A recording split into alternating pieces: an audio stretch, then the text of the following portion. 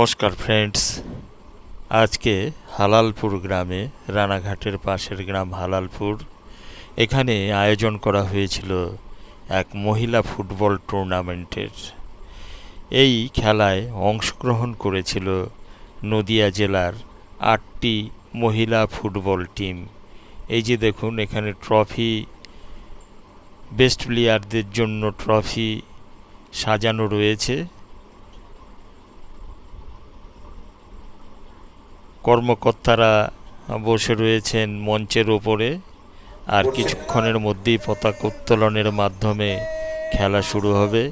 প্রথমে জাতীয় পতাকা উত্তোলন করা হলো, তারপর ক্লাবের পতাকা উত্তোলন করে এই খেলা শুরু হয়ে যাবে। এই খেলায় অংশগ্রহণ করতে অনেক দূর দূরান্ত থেকে টিমগুলি এসেছিল।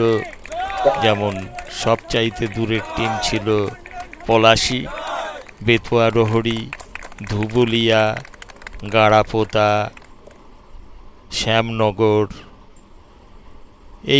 এই সমস্ত জায়গা থেকে 8টি টিম এসছিল। নকআউট টুর্নামেন্ট ছিল, আর প্রচুর দর্শক মাঠে উপস্থিত ছিল। আর যেহেতু আজকের দিনটা ছিল বৃষ্টি ভেজা দিন, খেলা শুরু হয়ে গেছে। এখানে অংশগ্রহণ করছে দুটি দল, গাড়াপোতা এবং ধুবুলিয়া।